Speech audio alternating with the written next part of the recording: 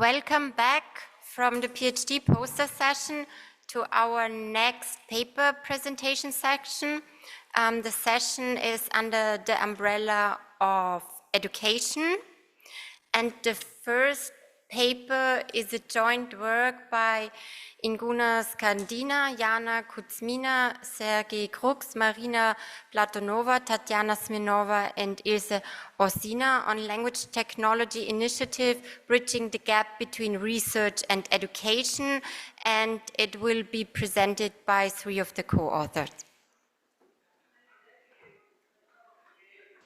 Thank you. In our presentation, we would like to introduce to a rather big project called Language Technology Initiative. And perhaps many of you know that we have been very active in research and development activities in Latvia and have created quite a lot different tools and corpora for Latvian language. Also, there are only 1.5 million speakers of Latvian language. However, at the same time, educational activities in our country were very, very limited, and we had only 2 courses around the Latvia on language technology. And this gap between research and development was recognized by our Ministry of Education and Science, and together with 2 other branches, quantum technologies and HPC technologies, 3 different projects were started. All are called initiatives: Language Technology Initiative, Quantum Technology Initiative, and HPC Initiative, with a goal to provide and increase number of professionals with high-level skills in the specific area, in our case, a Language Technology Initiative. And this is quite a big project. As I said, initially it was planned for 5 years. Also, because of a lot of bureaucracy, it turned out only 3.5 years, and we have a very, very good consortium about which I will tell a bit later.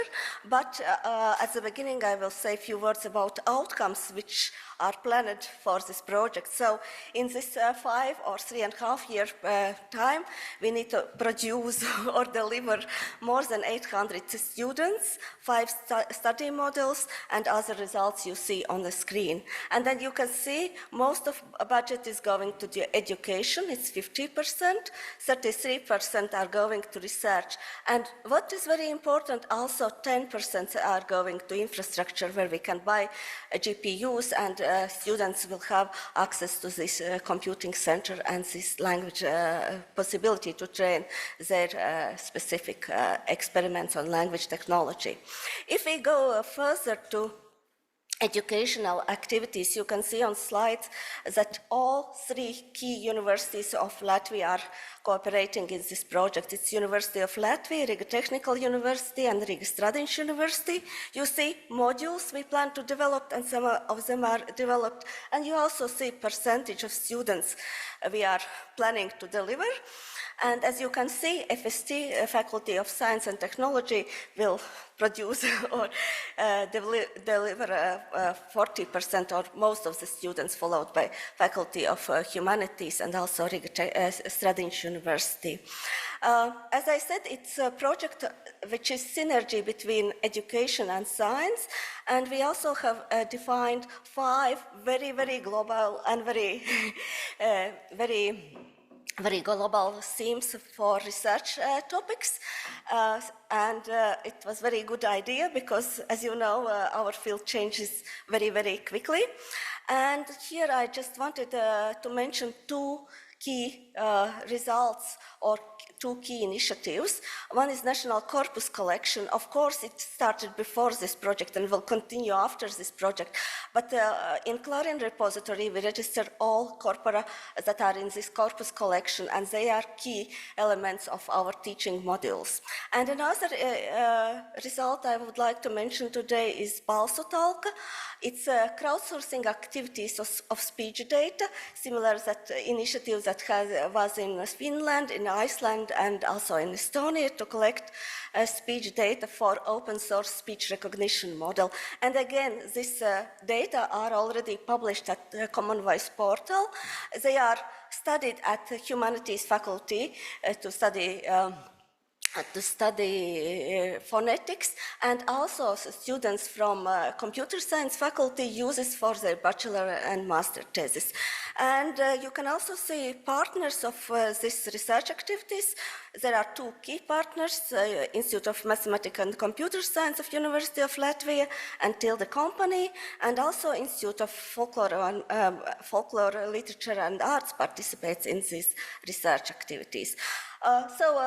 This is educational sections, therefore the rest of presentation is about modules and courses we produce, and I will tell just a bit about Faculty of Science and Technology. You can see we implement two modules with very simple titles, Bachelor Model for Language Technology and similar for Masters. You see also courses planned in these modules. We finished bachelor level module, and there are 3 courses. 2 of them took place in spring semester when we wrote this thesis. And Python course is currently taking place at University of Latvia. And just to make some illustration, what we include in this course, the course of Fundamentals of Natural Language Processing combines lectures with practical assignments, and we try to have half lectures and half practical assignments. We publish all practical assignments and Python notebooks on the web. They are available from GitHub repository. And we also try to use CLARIN resources as much as possible introduced to CLARIN repository. For instance, we use poetry database of our poet Rainis. Then it goes to NLP Pipe, again a resource of Latvian language processing registered in CLARIN repository, and then this is a main pipeline for tokenization, morphological analysis, and syntactic analysis. And similarly, all of you know tree banks. We have also our specific hybrid model of tree banks. They are registered, of course, in our repository. However, during course, we explore Linda data where we can browse and look at these tree banks closer. And finally, again, students learn how to use them through Python notebooks and how to create their own resources from this. That's all from my side. Faculty of Humanities will continue. So, dear colleagues, my name is Jana Kuzmina. I'm an associate professor at the Faculty of Humanities at the University of Latvia, and I will share with you our contribution. But just a brief background that our students major in linguistics, in applied linguistics and general linguistics. That's why they're quite new. This initiative is quite new for them, and our approach has been as follows: that we have designed 4 modules that are present at all educational level, at bachelor, master's, and doctoral level. And our goal was to leverage between, first of all, the aims and objectives and outcomes of the existing curriculum, then the objectives, aims and objectives of National Development Plan, and also the aims and objectives of the project. And so we have designed the modules so that they are aimed at the students with very little technical background or almost technical background, so as not to scare them away, but rather assist them in their study and research activities.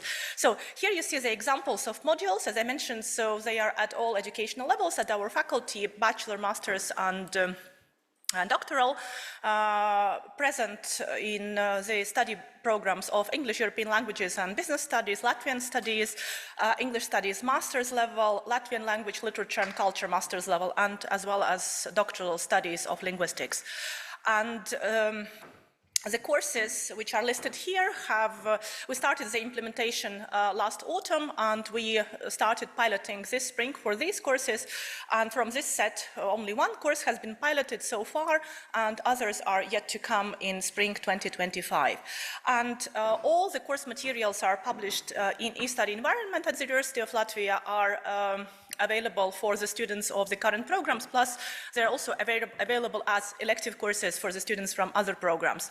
And as well as this, well, when designing the modules and when considering study materials, we have first of all considered the program needs, then we have considered the CLARIN infrastructure resources, and we have considered other open source solutions and commercially licensed products that could be used within the framework of these courses. So this was our approach. Now some use cases from different study programs and from different courses. So this course is at bachelor level. Students take it in the first year, so digital opportunities for language acquisition and research, very initial stage of undergraduate students, and they work with Latvian language text corpora as data resource and digital tool that was developed by our CLARIN Latvia team. Then, for example, this course is also from bachelor study program, and it is already third-year students, and what they do iterative coding of content by topic or theme, exploring sentiment, lexical queries, word frequency, and text search using NVivo tool. This is an example of master's program students who use Google Colab environment for writing programs using SPACY Python library for automated text analysis. And you see that with each next level, so the level of difficulty of assignments actually increases. Then our example of a use case from lexicology course, traditional and electronic lexicography and lexicology at master's level in English studies, where students use digital dictionary writing tool Lexonomy in order to develop their skills on contemporary lexicography for compiling dictionary entries. And last but not least, a use case from doctoral study program in the course Language Cognition and Language Acquisition, where students learn how to use language level text analyzer. And here the idea is as follows, that the level of the language acquisition can be measured automatically in English or in any other language via the use of tokенization, lemmatization, and dependency parsing tool. So, and it could be first of all determined manually, and then with the help of the tool, and the data could be compared.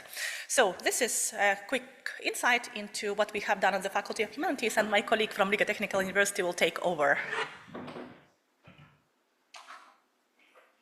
All right, I'm Associate Professor, Riga Technical University, Tatiana Smirnova. I'm glad to meet you. So we are 12% here, but anyway, it was a very interesting endeavor because our students come from, in a way, different background, because we represent Technical University, and our focus group was rather STEM plus students, that is, students with the background in IT.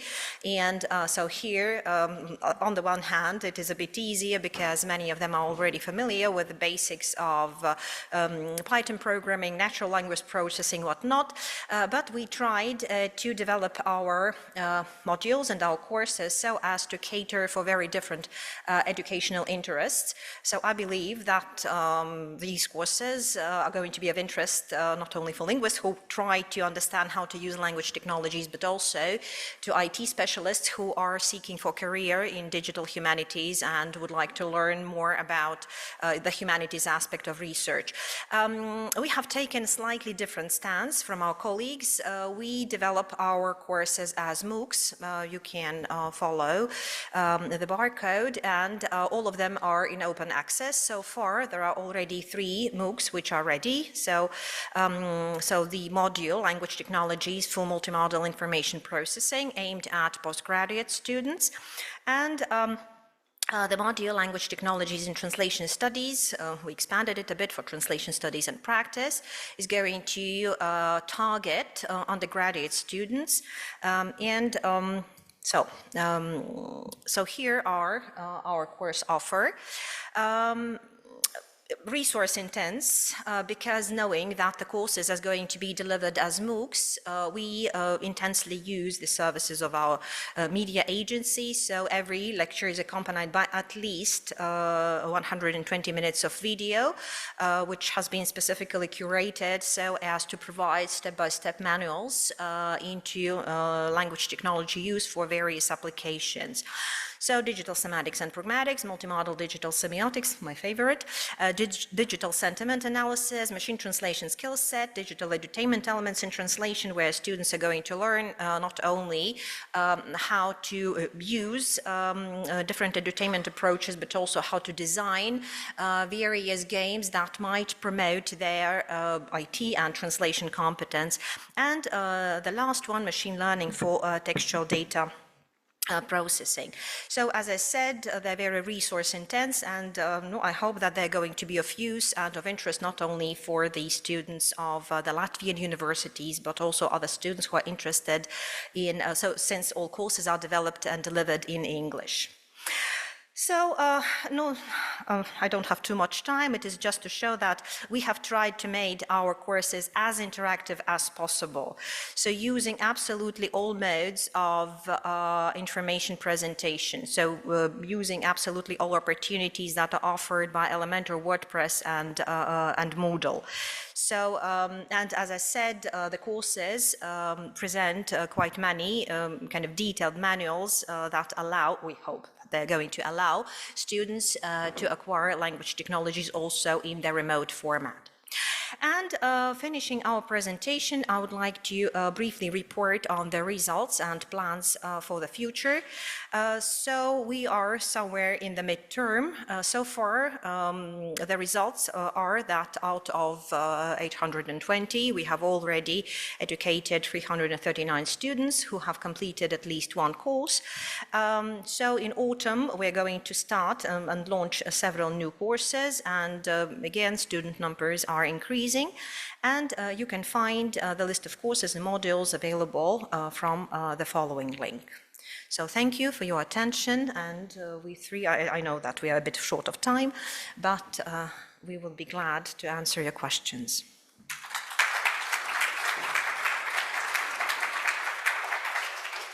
Thank you very much for the excellent example how CLARIN resources and services could be integrated in a study program.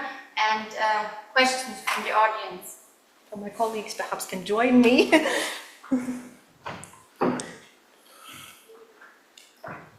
Rather simple question. This might be a rather simple question. So your study program is in English, but you have a very small number of speakers of Latvian. Did you consider to combine English teaching and Latvian language skills, like subtitling in Latvian or whatever? Yes. Here, for example, I'll speak for the Faculty of Humanities, and we have got separate programs in Latvian and separate programs in English, and that's why we use different kinds of resources.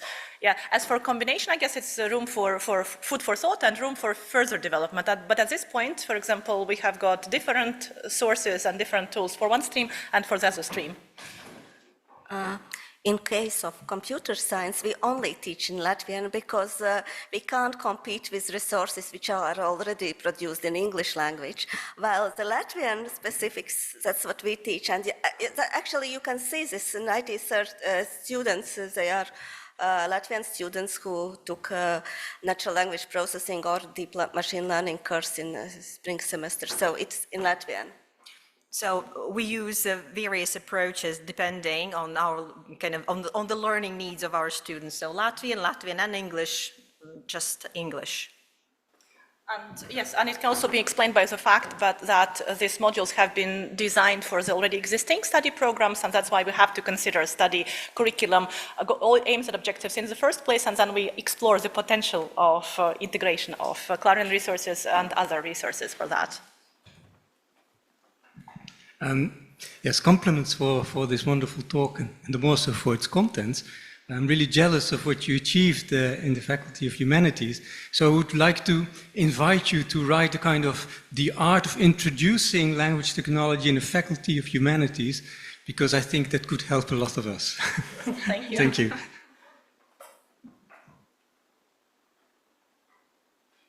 Thank you very much for this, very interesting. I would like to promote this also via CLARIN Learning Hub, of course.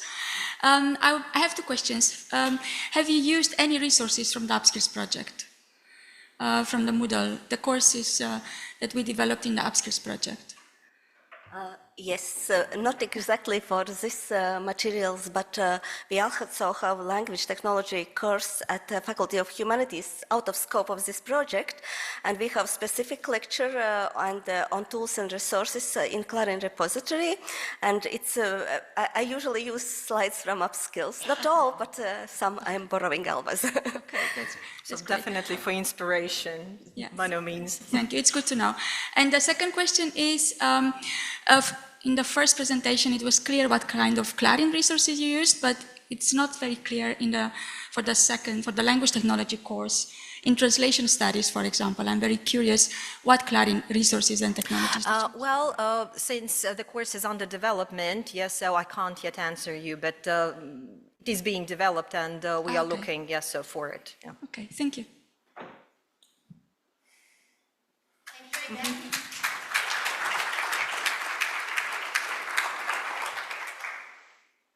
The next presentation is also a joint project which will be presented by one of the co-authors, Darja Kutzmann, and it's about the CLARIAH Express, a train of CLARIN SE workshops on language resources and tools with easily expanding route. Yeah, hi everyone, I'm Darja Kutzmann. As she said, I'll be presenting the workshop series that we organized with my colleagues Nikola Ljubesic and 3 lecturers.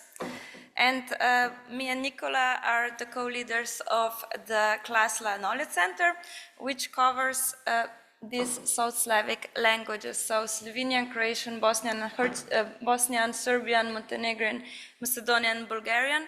And we often develop resources for all of these languages, but then we encounter problems that we do not know how to really disseminate all of these resources to all of the interested audiences and how to reach them, especially people who do not work with natural language processing technologies, but are more corpus linguists or digital humanities scholars. So our solution this year was the CLARIAH Express workshops, with which we visited almost all countries where our languages of interest are spoken.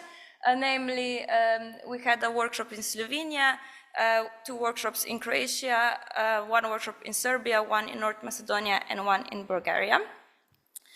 And here I'll be presenting this as an innovative approach to promoting our CLARIN SI and CLARIAH resources and services. And the innovative part is that instead of co-organizing the workshops as part of some international conferences happening outside of our countries of interest and just hoping that people will be there, we decided to conduct these workshops directly in interested countries. And another advantage was that we designed the workshops in such a way that they can be easily expanded to new venues. And as I said, the main focus of the workshops are corpus querying tools and resources by CLARIAH and CLARIN, especially the CLARIAH web corpora, which have been recently developed for all South Slavic languages.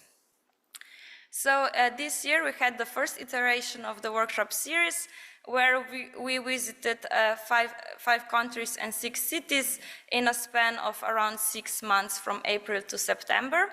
And the workshops were were limited to 20 participants per workshop because they were very hands-on, but still in total we reached over 100 participants. And whenever possible, we conducted the workshops in national languages so that we could reach also people who are not so efficient in English.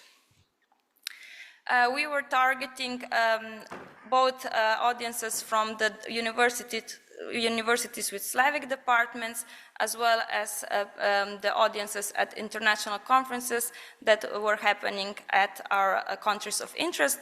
And those are students of South Slavic languages, linguists, university lecturers, lexicographers, computational linguists, corpus linguists, and digital humanities scholars.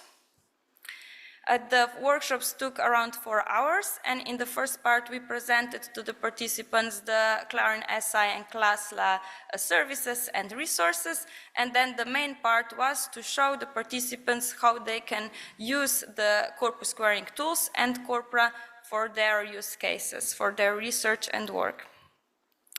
So the main corpora that we presented were the CLARIAH web corpora.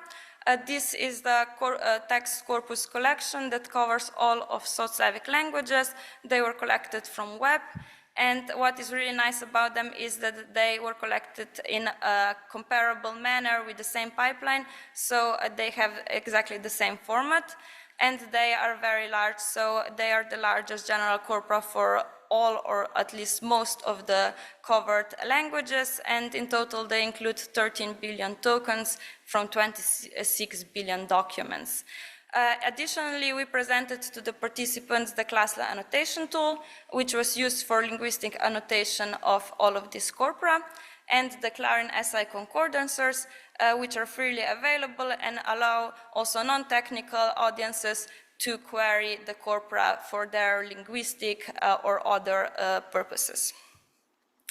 So the main focus of the workshop were hands-on exercises, and they were designed in such a way that the same types of searches in a concordancer can be easily run for any South Slavic language. So that was also very useful when preparing handouts and the entire material, because you could apply the same queries to any corpora, you just need to change the language for the word you're searching for. And they were also highly interactive, so they were adaptable to various linguistic interests. So for instance, the lecturers were very keen on changing the queries if a participant asked how would that work for instance, in my case, in lexicography. What also lecturers really put forward was that it was really beneficial for them that the participants were provided with handouts before the workshop, so they could follow much more easily.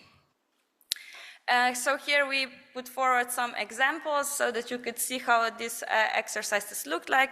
So for instance, in the first example on your left, you can see an example where the participants had to find how a fixed expression or semi-fixed idiom to kill two birds with one stone could be, which verbs, for instance, could also be used instead of kill. So this is very useful, for instance, also for lexicographers. And then in the second exercise on your right, this was more of a morphological exercise so that participants could search for all of words that, for instance, start or end with some part. And also, for instance, you could search for, the participants were asked to find which word is more frequent, or the corpora are also annotated with genres. So for instance, you can search whether some word is more frequent in a news article or in a legal text. As the case center, we also supported the lecturers with promotional activities. So one thing that we did is, the first thing was to dedicate a web page on the CLARIN SI website, and we heavily disseminated the information to reach as many participants as possible via the traditional resources such as mailing lists, but also social media. And we've seen that the social media broadened reach beyond the CLARIN community to reach people that might not know about the CLARIN activities. And we, as an additional touch, we decided to enhance the visibility of the workshop and to make it more memorable by creating a logo, so the class express with the train, and also we created certificates of attendance and branded bags for the participants. Another big advantage of our approach was that the workshops are easily extendable to new locations with partner collaboration, so locations inside the South Slavic continuum. And we are very prepared to share teaching materials, and these are already prepared in multiple languages. We share with local collaborators who are prepared to organize such workshops to provide the lecture in their venue. With them, we share the templates for calls, the templates for certificates, the registration forms, and everything else. We provided the dissemination for them. And as I said, as the corpora cover all of the South Slavic languages, which are also available, all of them available on the same concordancer, this can be really easily be adaptable to all South Slavic languages. And this was also a case inside our first iteration, where first we didn't plan to include Bulgaria, but then we had a local collaborator who was prepared to give the lecture, and we shared with her all of the materials, and this was a really successful collaboration. And we're happy to say that despite the first iteration ending, the CLARIAH-ES Express will go on, And there are also already plans for additional workshops in collaboration with local researchers. So at our workshops, researchers that were there were keen to also do these lectures at their home institutions, for instance. And now currently already planned that there will be workshops this year or next year into additional countries, so Bosnia and Herzegovina and Montenegro, and in additional cities in Croatia and Serbia. So to conclude, we've seen for us this was a very effective method for promoting our language resources and services, and this workshop series where we went to target countries really allowed us direct engagement with our target audiences, and at the same time is environmentally sustainable and accessible because only the lecturers had to travel to the venues, and also they provided most of the lectures in the national languages. In the future, as I said, we aim to reach more cities, but also expand the workshop scope. So one interesting question that we often had from participants was how they could use LLMs also in corpus linguistic studies. And as part of this, at the end of the last workshop in September, we also had a roundtable where corpus linguist scholars and people working with natural language processing discussed what are the benefits of using LLMs, benefits of corpus linguistics, and which parts of each will be used or can be used in this field. So that's all from my side, and I'll be happy to take any questions.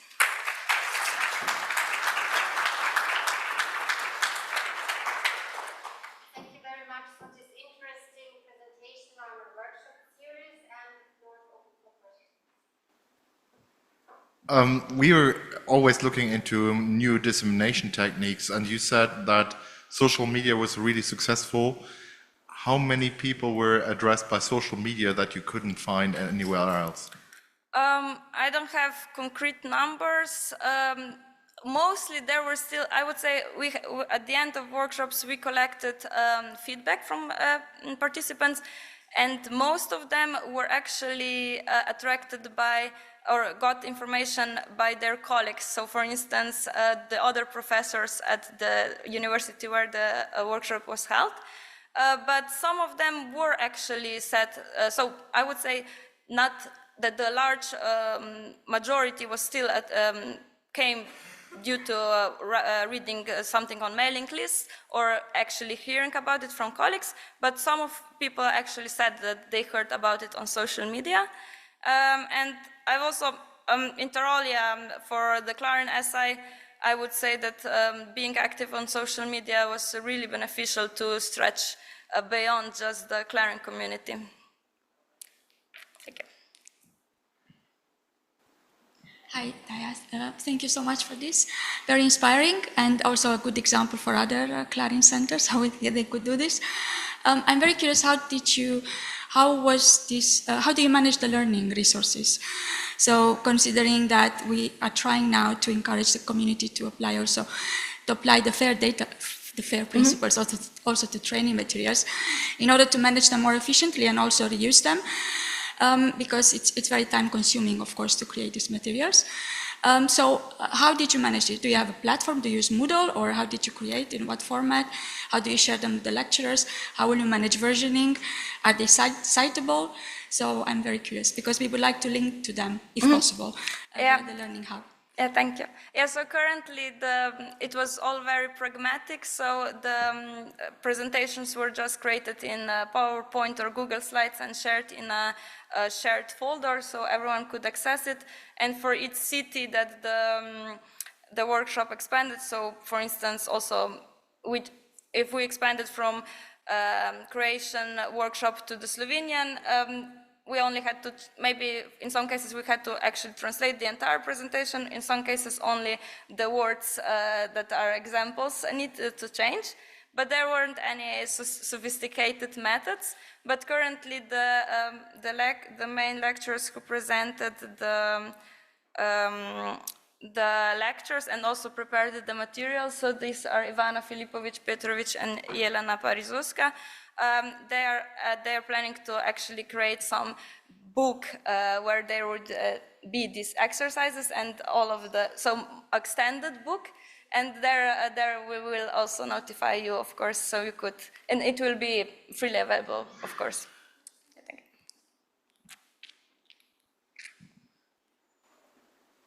I also have a comment on this point. Actually, recently, also with Juliana and others, we organized a workshop in collaboration with the project Skills for EOSC. They have developed a methodology for the verification of training materials. And curiously, one of the people who gave us this tutorial is from North Macedonia.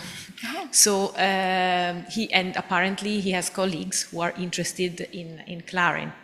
So I think there could be a fruitful collaboration. We pointed out to him, his name is Anastas, I can give you the details later on, between you as CLASLA and them also on these topics. Yeah, thank you. We are very open for a collaboration, so that would be great. And we are coming to the last presentation of this session. It's by Giulia Bedonese, and it's about adapting upskills modules to the university curricula. Hi everyone, my name is Giulia, and so today I will show you a little bit about our experiment at the University of Ferrara, where we adapted some core CLARIN courses already done for the Upskills project to some linguistic curricula. I don't know, okay. So as an overview of my presentation, I will give you some contextual background on the H2IOS project and its training methodology. Of course, also we'll see the University of Ferrara in the CLARIN community, and then I will show you the pilot, basically, in its main points, how we train the trainer, how we train the students, and which materials we use, and then how we collected feedback and assessment, and so the first results and also the improvement for next year, because this is an ongoing project. So first and foremost, thank you to my colleagues, Francesca Frontini from the CLARIN BOD and also the CNR Institution of Computational Linguistics in Pisa, and then Dr. Dario Del Fante, who taught the lessons with me in Ferrara, and Prof. Eleonora Federici. So here's a little bit of an overview about the H2IOS project, which stands for Humanities and Cultural Heritage Italian Open Science Cloud.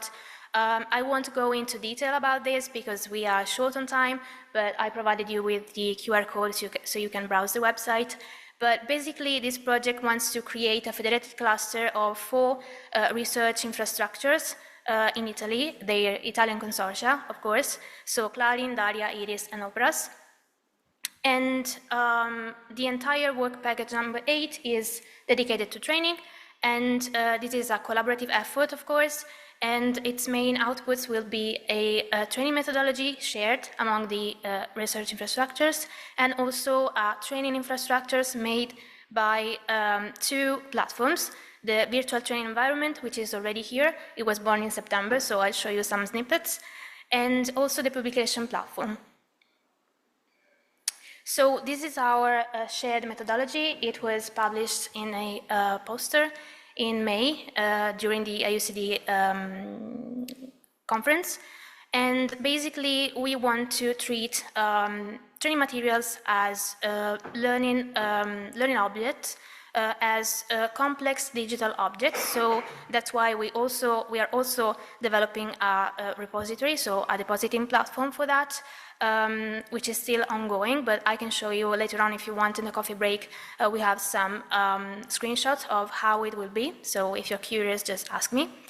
And so this is the shared methodology we applied, and particularly we chose to adopt the Fair by Design methodology by the project Skills for EOSC, just to align with other, with this standard de facto in our EOSC community.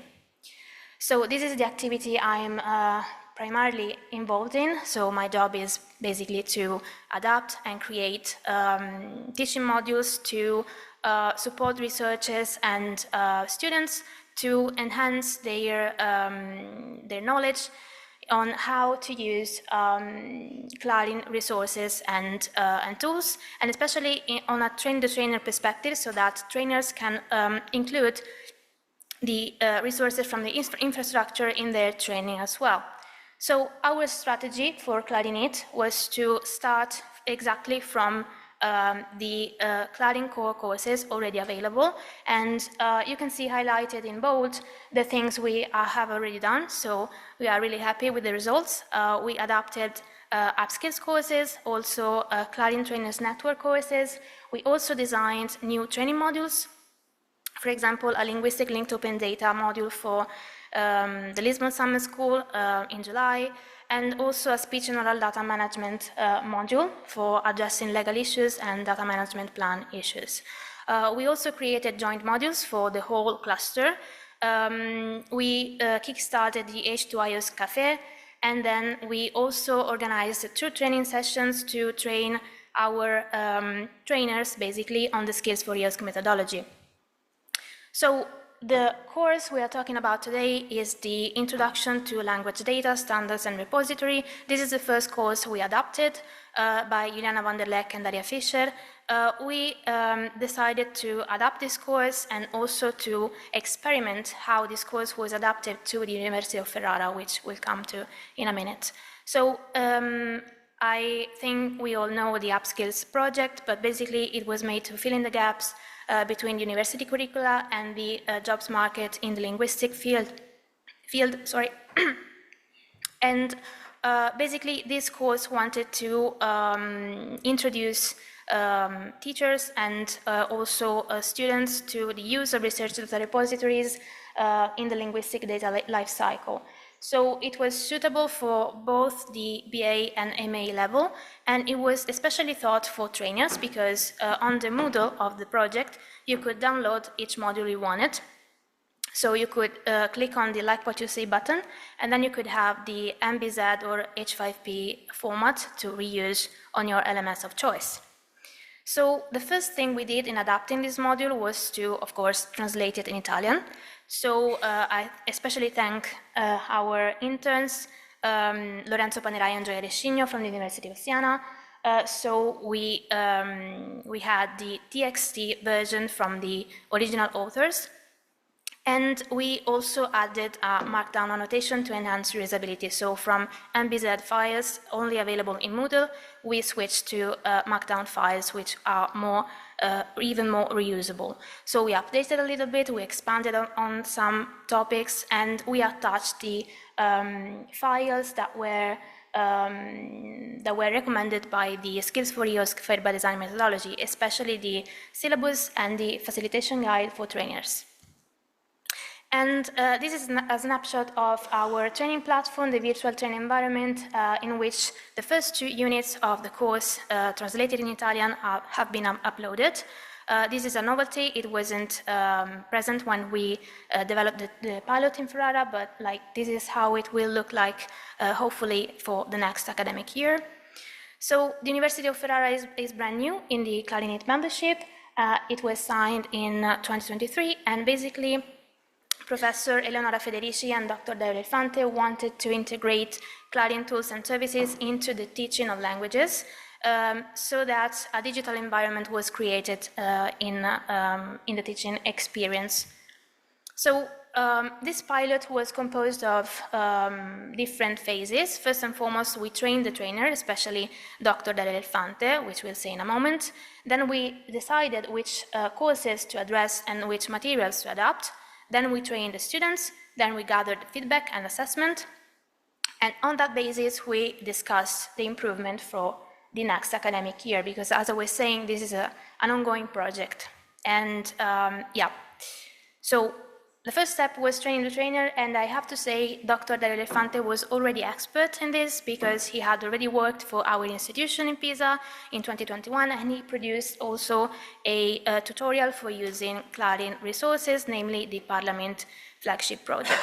So basically we did a one-to-one session online so that he was He was informed on the latest developments and also the H2IOSC methodology. This is an example of the training materials we produced for the trainer. So we gave him an handout focusing on information such as English language corpora to give the students, basically, and also newly available guidelines and new learning modules to reuse. Then finally, we trained the students. So we selected 3 linguistic courses to experiment with. And these were courses in which Dr. Del Fante and Professor Federici, of course, were teaching, and we adapted our presentation of CLARIN tools and services to match their skills level. So these are the selected courses.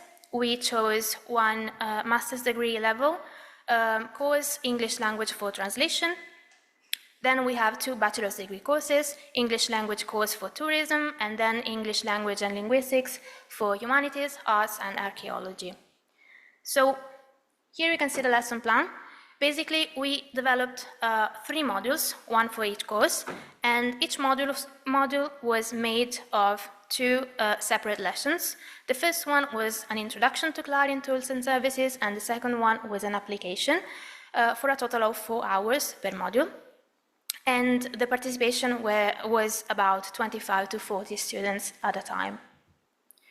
So the first lesson, as I said, was introductory. So we reused materials from Unit 1 to 3 of the Upskills course, and we, of course, tailored the examples and case studies to the interests of these students. So this is an overview of the presentation. First, we gave some introduction on open science best practices and also FAIR principles. Bear in mind that those courses all had in common the fact that they really had never experienced those best practices and principles. So it was the first time for them that they approached to a research infrastructure to use in their research and their studies. So, of course, we introduced the CLARIN technical infrastructure, the access to the services, and also the knowledge infrastructure. Then we defined language resources, and we gave them a little bit of NLP basics, also thinking of possible applications in their future studies. And then we did a little bit of a guided workshop through the VLO and the language resource switchboard. This is a snapshot, sorry for the grid, of a slide that we presented in this first lesson. It's the definition of language resource in Italian, and we picked basically from the slides of the original material, which you can see here, the Upskills course, which gave the trainers a lot to choose from, basically, to adapt to their needs.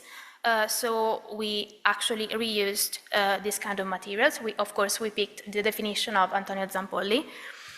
And this is a snapshot of our virtual training environment, which we did not implement during the course in Ferrara because this was born in September and the courses were held between April and May 2024. But this is like an overview of how the original material was adapted and then used on our platform. So for the second lesson of each module, this lesson was a hands-on session and an application of the core services the students had already seen, and Dario Del Fante taught this part in all 3 modules.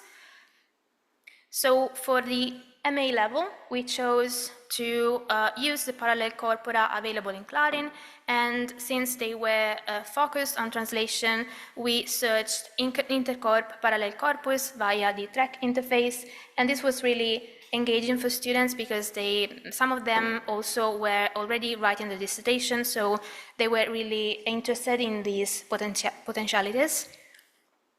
Then for the BA level, we chose to demonstrate the utility of the Voyant tools, so distant reading, while analyzing the most common features of promotional language in different tourist websites. Here you can see Troll Expedition, for example. And again, for the BA level, English Language and Linguistics for Humanities, Art and Archaeology, we used Sketch Engine to browse the Parliament 4.0 release to analyze the cross-linguistic political communication in Italy and in the UK. So we gathered feedback and through a questionnaire, and we assessed short-term knowledge, which was really good. So the students were able to gather information from Open Science Principle, License Use, and CLARIN Core Structure courses. The quality was good because the satisfaction was really high. So the students were happy with how it went. But something we wanted to improve next year was the perception of relevance, because that got an average score that we weren't really happy with. So I'll go quickly. Lesson learned, we want to improve students' engagement. We want to also improve interactive sessions and also gamification. And we want to integrate new methods such as, sorry, I'll go fast. New technologies such as the CLARIN chatbot we are going to develop with CLARIN L and also the Masaryk University, the Faculty of Informatics. So we would like to apply the AI to training, for teacherless training, and also for self-assessment. So the project just kick-started, so it's brand new. And next year we want to use the platform, so we will have a module on CLARIN Core Services via the virtual training environment, hopefully with the aid of the AI. And also we will reuse the introduction to linked open data, which we developed for the Lisbon Summer School I talked to you about, which you can find on our platform. And then also an output of this is the Adapters Toolkit. So we published all of the templates we use, all of the materials we used for structuring the pilot. So you can, for now, you can find the training request form, handouts for trainers, the slide deck, and the feedback form. And last but not least, from this experience, we realized that we needed more teaching tools on translation technology, especially in the CLARIN EAT community. So thanks to Juliana van der Lek, we organized a CLARIN Café on this topic, and we opened it up to the whole community, and now you can access it online on the CLARIN website. So thank you very much.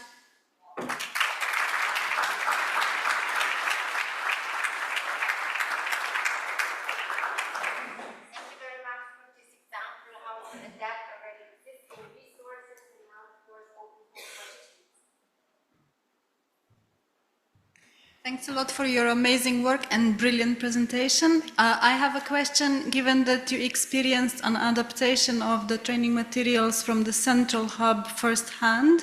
Could you please let us know if it's easy to adapt to the local needs, if there are any difficulties that you've experienced, and if you have any advice for development of future central training materials so that we can facilitate that even better? Thanks. Okay, yes. We'll get in touch for that, of course, because we'll keep on adapting materials. But for now, what I can say is that the main difficulty was to find relevant examples for students of different, disciplines in the, for example, in the VLO, because especially for English language for tourism, we were struggling in finding something that could interest students in the sense of their future career. So the most difficult challenge was really to adapt these modules, bearing in mind the professional figures of the future of the students, and thinking of what they could implement in their future job. So that was a really interesting point for us to address, and really a difficult one. But for the rest was really reusable in the first place, and the students liked very much the introduction to CLARIN, so that was easy to do, basically.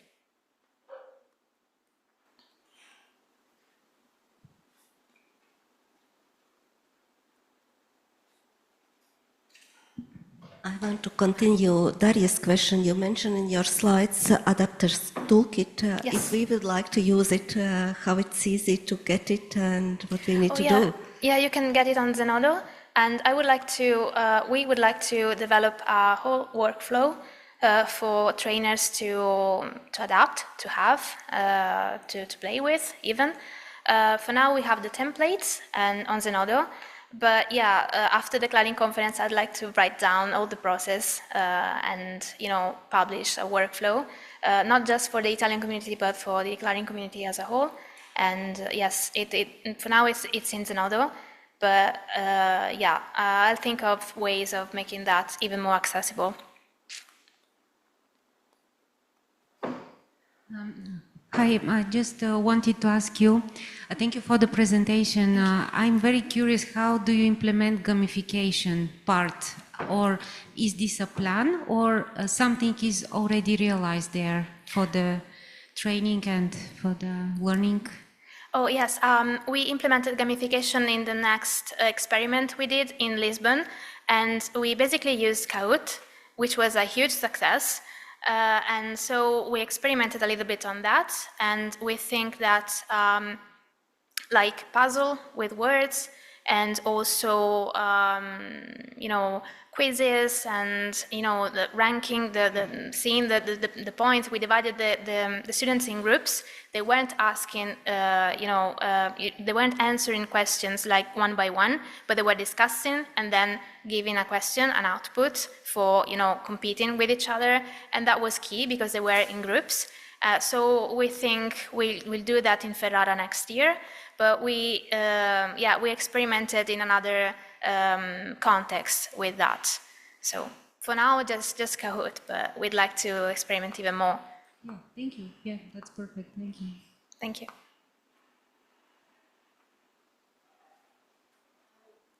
I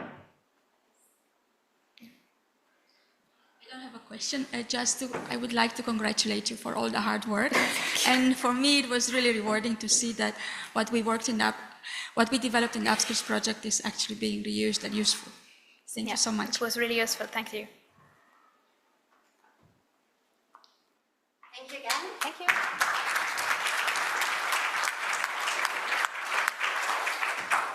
So this was the last speaker of this session. I wanted to thank you again for coming to this session, which is a special session because it's the first time that there is a session completely dedicated to the theme of education and training in CLARIN, and I think it was a success. Thank you again for all the speakers that presented in the session. Thank you.